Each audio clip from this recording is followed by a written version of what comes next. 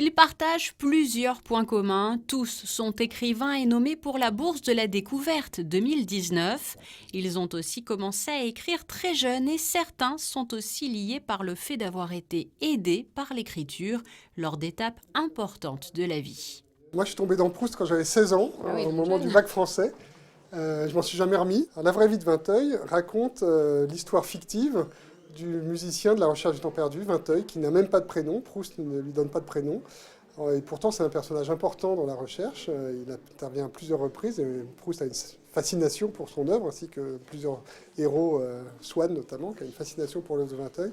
Et à partir des quelques éléments rares que Proust donne sur la biographie de ce personnage, j'ai voulu inventer sa vie d'un musicien du 19e siècle, incompris, malheureux, mais pourtant passionnante. C'est un livre principalement sur la responsabilité et les paradoxes humains.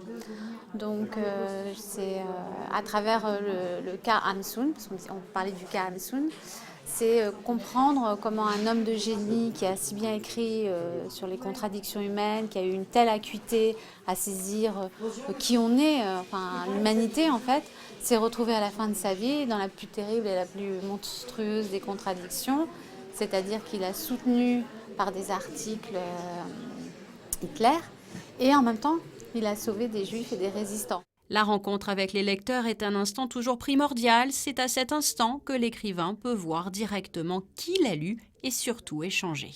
Moi, ce que j'aime, c'est pas forcément parler de moi, de ce que j'écris, c'est à travers ce que j'ai pu ressentir, ce que j'ai essayé de saisir dans un livre, ce que je peux transmettre à l'autre, aux autres, et apporter une petite pierre à l'édifice de la compréhension de ce qu'on est. C'est toujours très émouvant pour un auteur de rencontrer ses lecteurs, de savoir comment son lecteur, comment ses lecteurs ont perçu le livre qu'on a écrit, parce que nous, on a une vision évidemment très personnelle de la chose qu'on a publiée, mais peut-être que les lecteurs, peut-être qu'on n'a pas bien réussi à vraiment la transmettre, peut-être que les lecteurs ont trouvé, se sont appuyés sur des points d'importance qui nous paraissent marginaux. Enfin, c'est toujours très intéressant ces rencontres-là.